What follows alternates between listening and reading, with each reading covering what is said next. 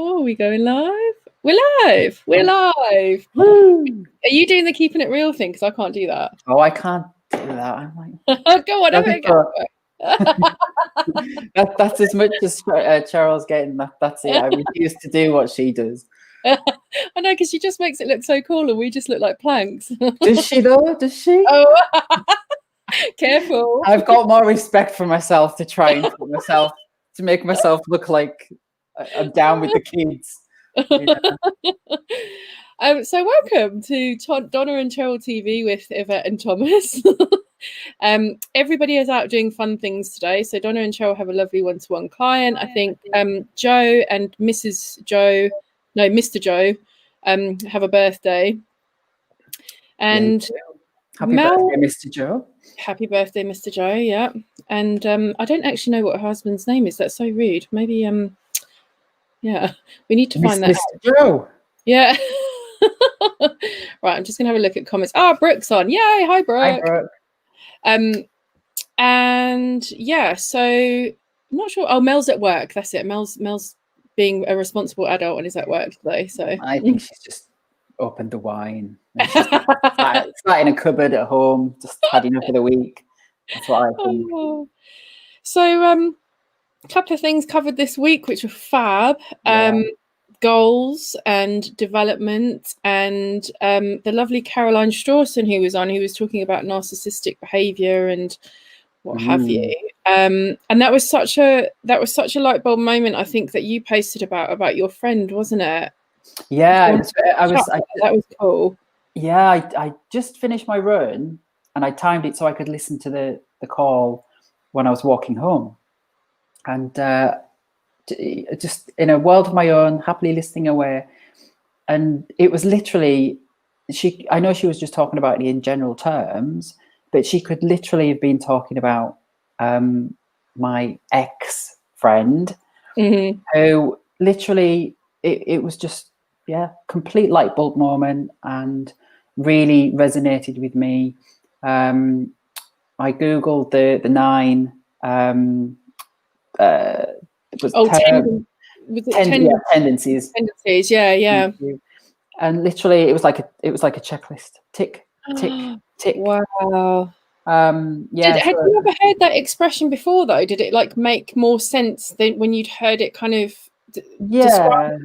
I had heard about it before, but I never looked at it and never even considered it. I thought you spoke about it in terms of your partner, not a friend or a parent or a colleague or whatever. I'd never heard of it spoken like that before. I literally thought it was about relationships and I mean, partnerships. Yeah. So it was a really good thing to hear, and it made me understand it more, and it lessened guilt for me, because I thought it was, a lot of it was my fault. But I realize now that he was just a shitty friend. Pardon the language, but it is Friday. Yeah, well, it is Friday. Yeah. Anybody else feeling like that? Has anybody else got wine? I haven't. I've got water. But no, I'm on the coffee. It's a bit early yet. Give it another 5 minutes. Oh yeah, Lettie's agreeing as well. She was saying such a powerful watch. Yeah, very. But literally, what I like to think about that friendship was, he had 9 lives. He literally, like a cat, I gave him so many chances. I've known him for 20 years. And when I cut through all of his bullshit, and I'm saying this to a friend after the call, he was so much fun to be around. He really was, just, life and soul. And but towards sort of the end, it got really difficult, and I left. Every time I had an interaction with him, I just felt really, there was something amiss. I just felt really deflated, and like energy in that, weren't you? Something had been taken away from me, and not just money in the end, which, funnily enough, this is how schizophrenic he seems to be. So my ex-husband had got involved because I just couldn't cope with it anymore, and he blocked me on all social media, so I couldn't get in touch with him.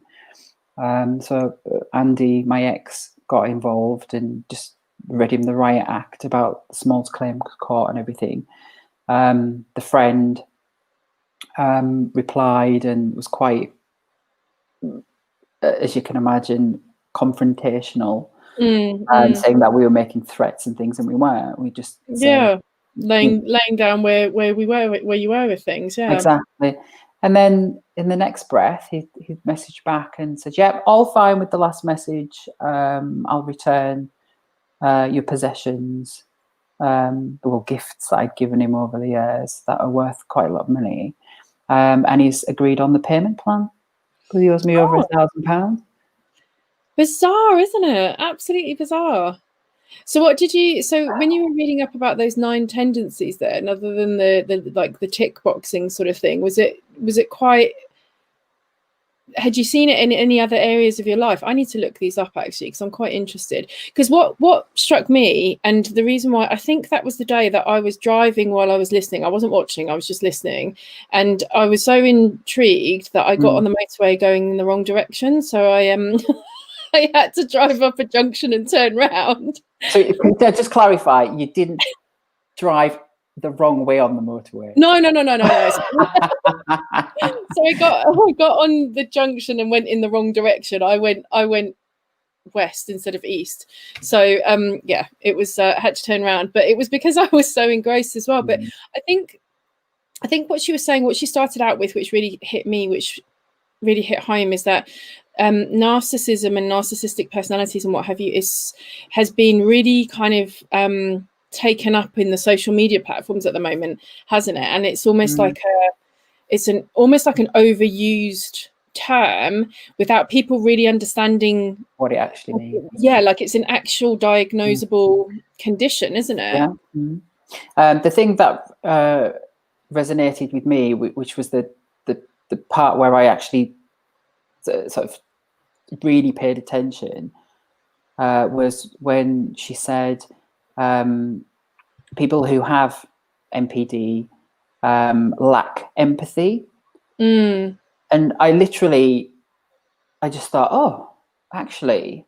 And then my ex-friend, literally he jumped into my head, and I thought, that's person. Him. And then as I listened more and more and more, it was literally describing him. So bizarre, isn't it? It really was bizarre. Yeah. I think the other thing for the week that really kind of got me, which was when we were, I think it might have been you that was commenting as well, but your name wasn't popping up because you were going incognito.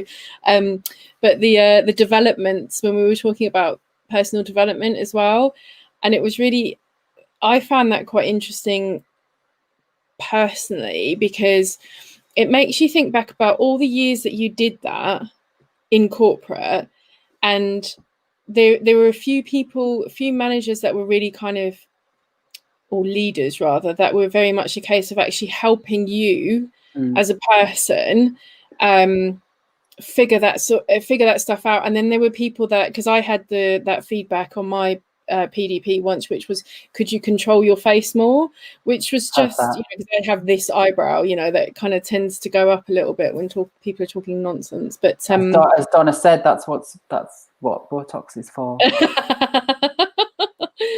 But yeah, I mean, I don't know how you feel about that, but I look back on it now and I think, God, you know what a waste of time if people haven't put like the effort into that, I mean, even in corporate, and when I was doing my team's development plans with them, it literally was tick a box. We're being audited, or something's happening.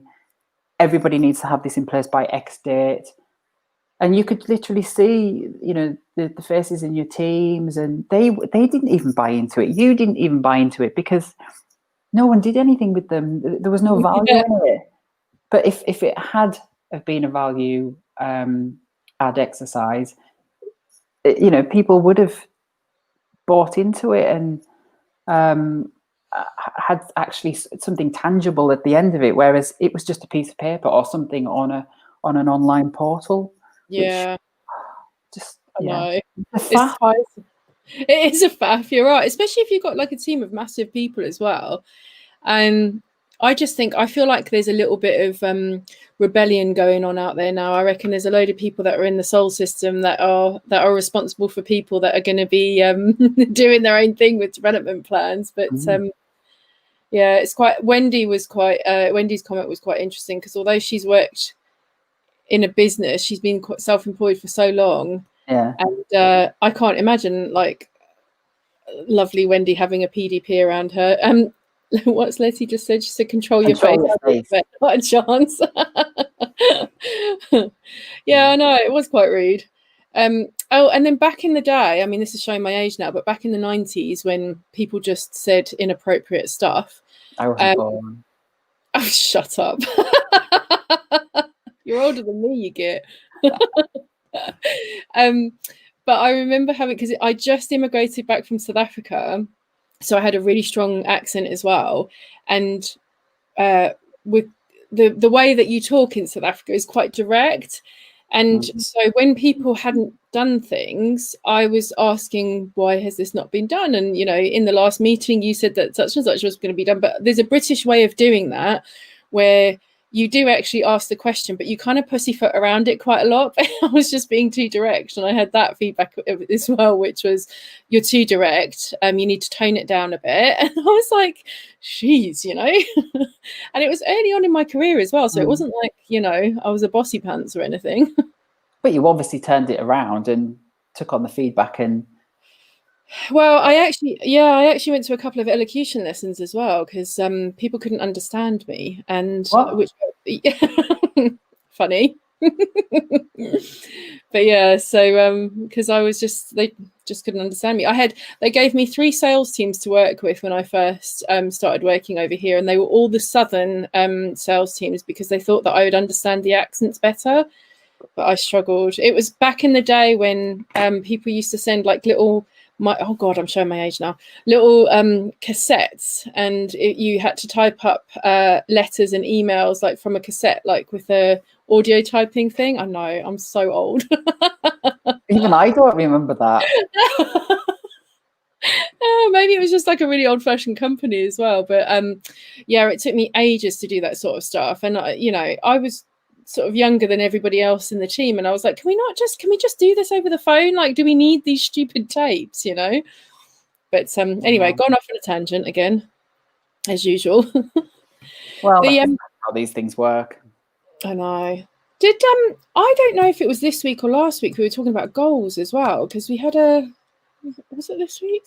It might have been Monday, because one of the things because we were talking about this with goals, but then I think it was on one of the Real You online coaching sessions as well. And Donna talks about like whether you've got like an A, B or C goal, and your C goal is supposed to be not seagull like the bird, as in it's a seagull. I know. Yeah. It's a curly cur rather than a kicking cur or a seagull. Oh God, what is going on today? Like I'm all over the place with nonsense.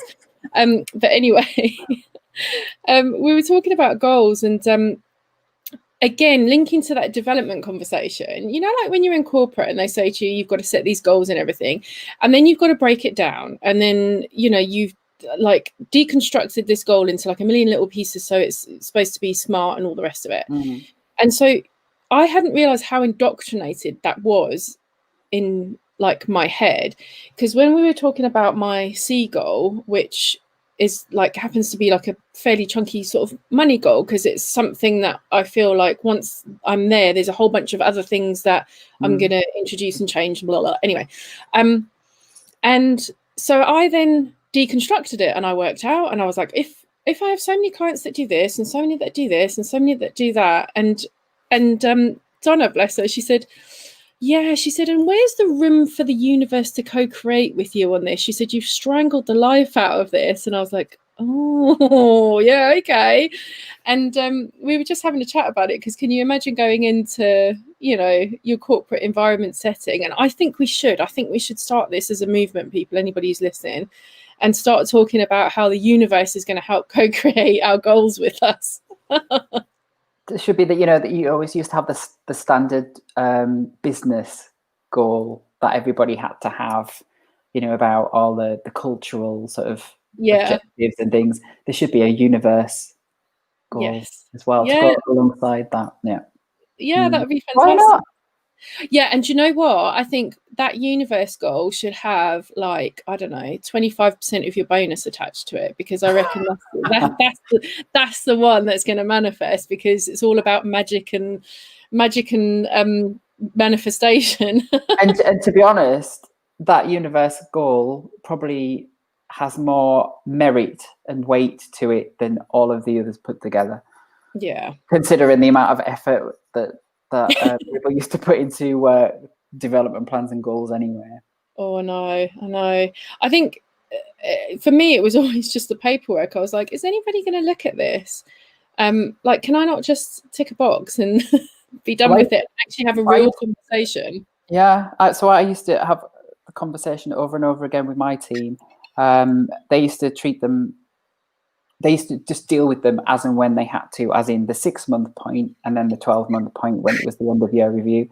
But I tried to get them to think of them as a diary, a to-do list and a diary. That's a good idea. And basically, how are you going to tell me the story of your year if you're going to sit down at 6 months and 12 months? You won't remember anything. So it's a diary. That is such a good idea. And that's what they did. And they used to, in the end, most of them used to put more effort into it, and the actual evidential stuff, and not just that, but the thought process behind their activities as well. Thinking around the actual goal itself, what else could they bring to it? Not just tick the box and do it, but what else are they going to do? What went wrong? What obstacles, challenges, whatever you want to call them. So it's like learning from, it's like a proper learning exercise where they're learning from everything they've done. Yeah. That's kind of similar to that brag book, isn't it? Because somebody, I can't remember who said to me about having a brag book about things that have gone really well, that you're really proud of, all that feedback like you've got as well. That's just such a good idea. Yeah. And then go on. Oh, I was going to say, one of the bits of advice I had through doing that type of thing is I had this old boss. He was a crotchety old man, but he was a lovely guy, very intelligent. And I would do the whole thing, and we'd start talking about strengths and weaknesses and stuff. And he'd say to me, Yvette, why are you putting so much effort into your weaknesses? And I'm like, because they're weaknesses, and that's what we're trained to do.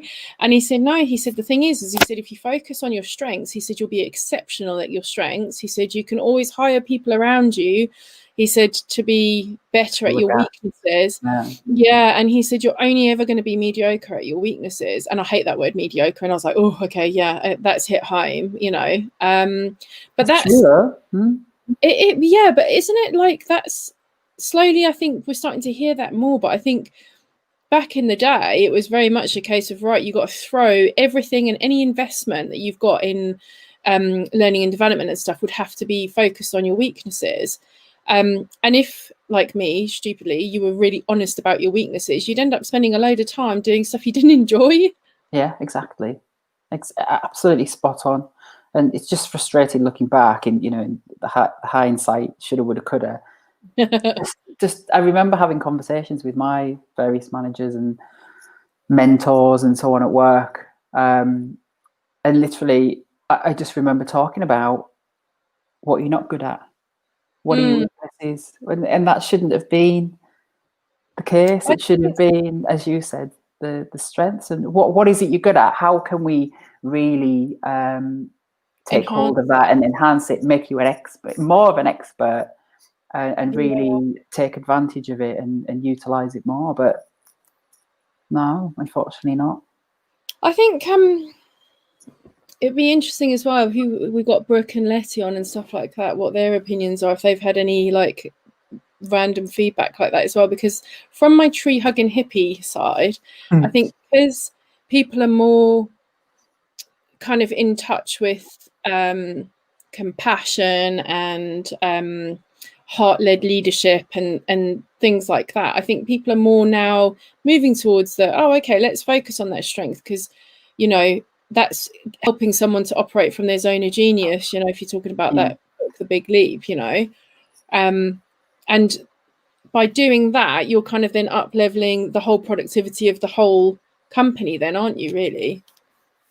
Yeah, definitely. This is why we need Donna and Cheryl to go into literally every single company in the country and work their magic, right? the DC movement. The DC. Oh, yeah, of course. We can give them capes like proper DC Marvel comic people. Yeah. DC comic. Or CD. If Cheryl's going to say, I need this alphabetically. Oh, yeah. You know them better than I do. Oh, brilliant. Oh, what are your plans for the weekend then? Anything good? Packing. Oh. I'm off to Spain. Oh, of course. Yeah, I forgot. So what, are you doing all the European cities during COVID, are you? Yeah, why not? Brooke said when I was in corporate, I would get my team to build on their strengths. Good. And that's how it should be. Yeah. Yeah, absolutely. Absolutely.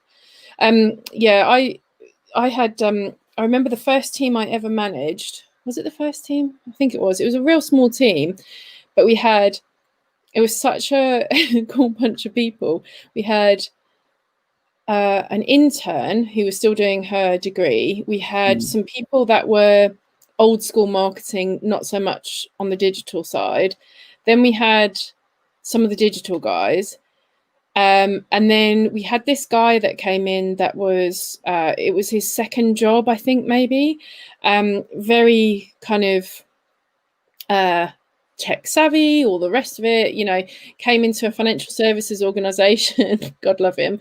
And he was like, you know, on Scooby-Doo, that little dog Scrappy, the cousin of Scooby-Doo, that's what he was like. But fair play to him, because he got up and he did an education session for the whole of the exec on LinkedIn. And have I lost you? I think I've lost you. Oh no, there you are. Sorry, something happened. My screen went blank then. Yes, no, he stood up and he did this education session for the whole of the exec. And he came out of it and like everyone was like, oh my God, this is amazing. And he sort of came out and he was like, is this what my life is going to be like in corporate? He said, am I going to be teaching old people how to do social media? And I was like, oh my God, keep your voice down.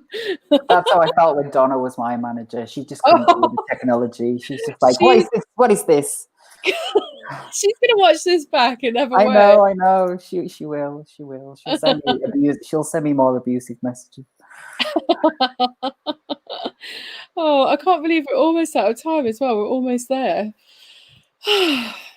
So, and what are your plans this weekend? You've heard mine about packing. What are you doing? Oh, my Colin's dad and stepmom are renewing their vows, so we're off to somewhere in deepest, darkest Dorset, I think it is, which is weird because they're from Wales, so I'm not quite sure why we're doing it in Dorset, but that's okay. And that's on the Saturday. And then Sunday, I'm just meeting up with a whole bunch of old people that I used to work. They're not old. They are people that I love, but they are old colleagues. You're very ageist today, I have to say. I know I am, aren't I? But yeah, there'll be gin involved at some point. So good. Yeah, I had a very big glass of wine last night. That was very large. Yeah. Oh yeah. My treat last night. I made a moussaka from scratch, which was. I saw that your picture was amazing. Yeah. So I've got that for dinner as well because the pork was about. It was massive. It's could have served 8 with it. Yeah, I'm not very good at portion control. Yeah, no, I mean, my other half's a bit of a nightmare. He hoofed his dinner down the other day and he went, that rice wasn't enough. I went, that was a packet for 2 people. Yeah, it's easily done though, isn't it? Easily done, exactly. I mean, I don't have that problem with tofu, but you know. All right, less of that. Right, listen, everybody, have a lovely weekend. Yeah, have lots of have a nice wines weekend. tonight if that's what you're doing. Yeah. I can do that. I can do that. When do you fly to Spain? On Monday? Wednesday. Wednesday. And you're packing now? That's a bit organised.